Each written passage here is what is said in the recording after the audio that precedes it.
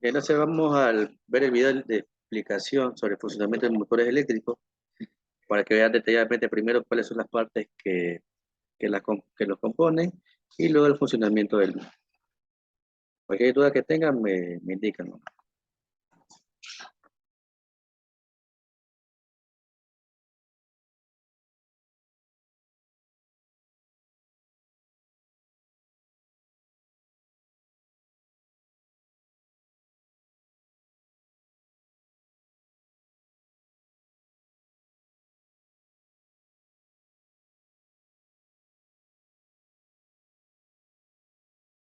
Y puedo decirle sí a las nuevas formas de pago. Acepta Visa, una red que trabaja para que tu negocio evolucione. Vic Vaporub, su fórmula 3 en 1 alivia la congestión nasal, tos y molestias musculares. Vic Vaporub.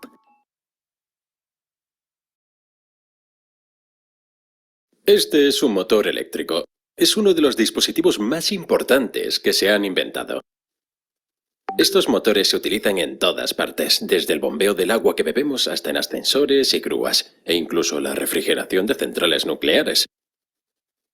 En este vídeo vamos a ver el funcionamiento de uno de ellos y a conocer en detalle su estructura. El motor de inducción tiene un aspecto similar a este. Convierte la energía eléctrica en energía mecánica que podemos utilizar para impulsar bombas, ventiladores, compresores, engranajes, poleas, etc. Casi todas las piezas se encuentran dentro de la carcasa principal. En la parte delantera encontramos el eje, que es la parte que gira y a la que podemos conectar cosas como bombas, engranajes y poleas para que hagan su trabajo. En la parte trasera encontramos el ventilador y una cubierta protectora. El ventilador está conectado al eje, por lo que gira siempre que el motor funciona.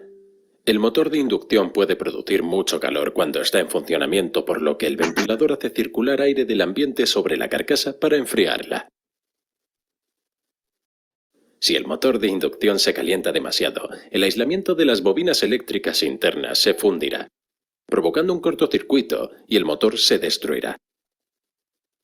Las aletas en el lateral de la carcasa ayudan a aumentar la superficie y eso nos permite eliminar el calor no deseado. El eje se apoya en unos rodamientos que se encuentran dentro de los paneles delantero y trasero. Los rodamientos ayudan a que el eje gire suavemente y lo mantienen en su posición. Dentro de la carcasa se encuentra el estator. El estator es fijo y no gira. Está formado por una serie de alambres de cobre que se enrollan en bobinas entre las ranuras situadas en el perímetro interior.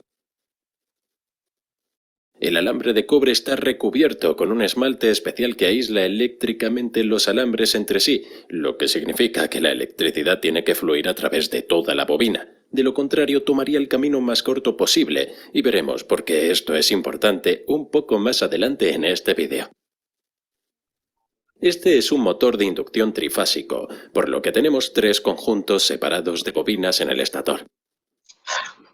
Los extremos de cada conjunto se conectarán a los terminales dentro de la caja de terminales eléctricos. Veremos cómo se conectan un poco más adelante en este vídeo. Cuando se conecta al suministro eléctrico, el estator genera un campo electromagnético giratorio. El motor está conectado al eje. En este caso es un motor de tipo jaula de ardilla. Se llama jaula de ardilla porque tiene dos anillos en los extremos que están conectados por unas barras y que giran juntos. Este diseño es similar al de una pequeña jaula o rueda de ejercicio que utilizan una mascota hámster o incluso una ardilla. La jaula de la ardilla está equipada con una serie de láminas de acero. Estas láminas ayudan a concentrar el campo magnético a las barras. Las láminas se utilizan en vez de una pieza sólida de metal, ya que esto mejora la eficiencia al reducir el tamaño de las corrientes inducidas en el rotor. Cuando el rotor se coloca dentro del estator y éste se conecta a una fuente de alimentación eléctrica, el rotor comenzará a girar. Entonces, ¿cómo es esto posible? Cuando la electricidad pasa por un cable, se genera un campo electromagnético alrededor del mismo. Podemos ver esto colocando unas brújulas alrededor del cable. Las brújulas girarán para alinearse con este campo magnético. Si la dirección de la corriente se invierte, el campo magnético también se invierte, por lo que las brújulas cambian de dirección. El campo magnético del cable atrae y empuja las agujas de las brújulas. Al igual que si deslizamos dos barras magnéticas una hacia la otra, se atraerán o repelerán. Incluso podemos utilizar un imán para hacer girar otro imán, o podemos hacer girar el imán cambiando la intensidad del campo magnético que lo rodea. Si colocamos un cable en un campo magnético y hacemos pasar una corriente a través de él, el campo magnético del cable interactuará con los imanes permanentes. El campo magnético y el cable experimentará una fuerza. Esta fuerza moverá el alambre hacia arriba o hacia abajo, dependiendo de la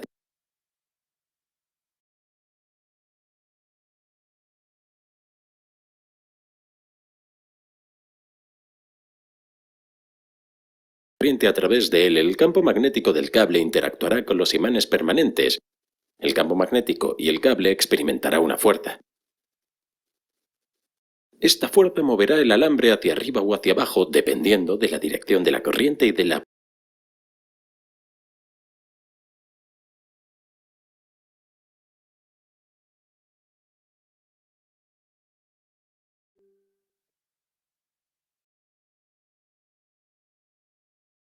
magnético que lo rodea.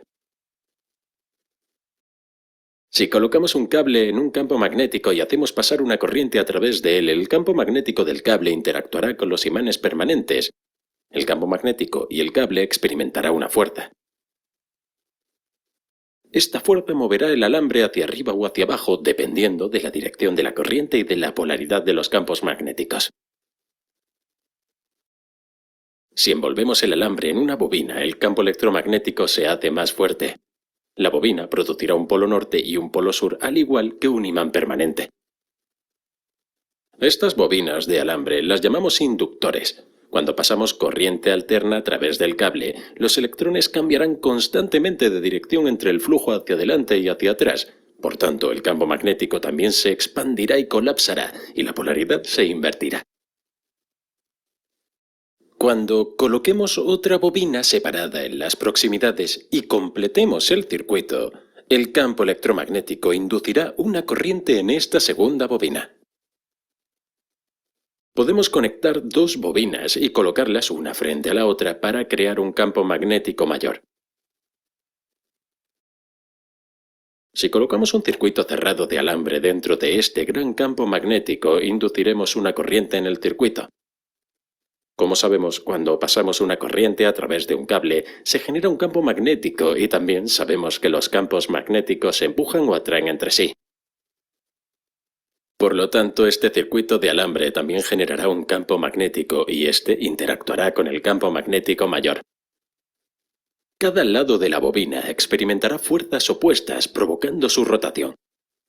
Este circuito es, por tanto, nuestro rotor y las bobinas son el estator. Sin embargo, el rotor solo girará hasta que se alinee con las bobinas del estator, entonces se atascará ya que la corriente inducida se invierte con la bobina. Para superar esto, tenemos que introducir otro conjunto de bobinas en el estator y debemos conectarlas a otra fase. Los electrones fluyen en esta fase en un momento ligeramente diferente, por lo que el campo electromagnético también cambiará de intensidad y polaridad en un momento ligeramente diferente. Esto obligará al rotor a girar.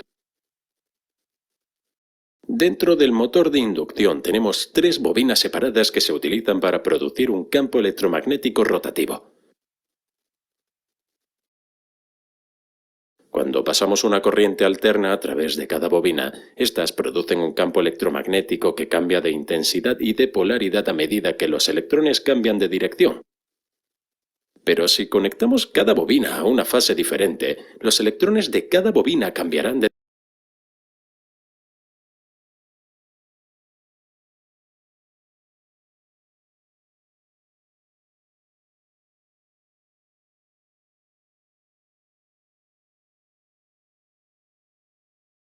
de intensidad y de polaridad a medida que los electrones cambian de dirección. Pero si conectamos cada bobina a una fase diferente, los electrones de cada bobina cambiarán de dirección en un momento distinto. Esto significa que la polaridad y la intensidad del campo magnético también se producirán en un momento diferente. Para distribuir este campo magnético tenemos que girar los conjuntos de bobinas 120 grados desde la fase anterior y luego combinarlos en el estator. El campo magnético varía en intensidad y polaridad entre las bobinas que se combinan para producir el efecto de un campo magnético giratorio. Ya hemos visto en este vídeo que se puede inducir corriente en una segunda bobina cuando está cerca. Las barras de la jaula de ardilla están conectadas en cada extremo, lo que crea múltiples circuitos o bobinas, por lo que cada barra induce una corriente y crea un campo magnético. El campo magnético de las barras del rotor interactúa con el campo magnético del estator. El campo magnético de las barras del rotor es atraído por el campo magnético del estator. Como el campo magnético está girando, el rotor también girará en la misma dirección que el campo magnético para intentar alinearse con.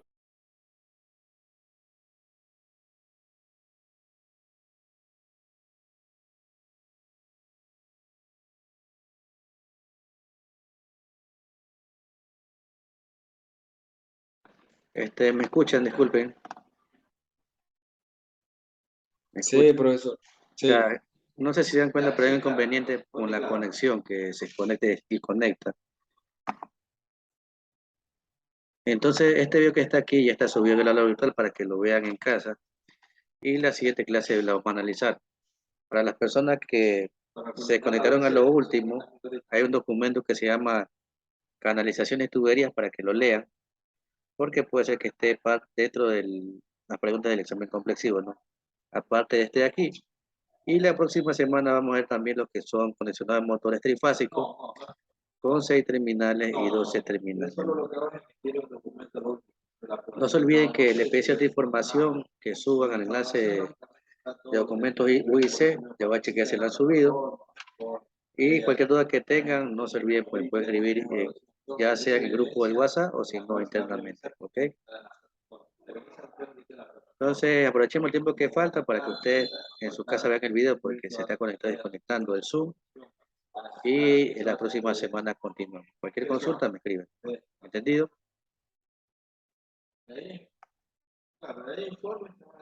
Ok.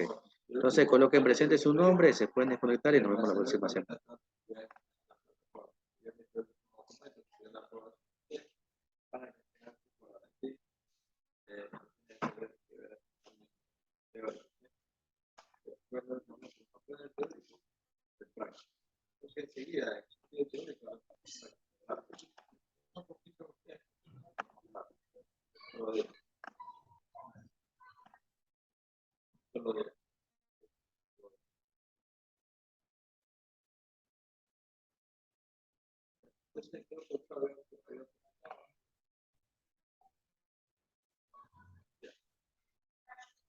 Dígame.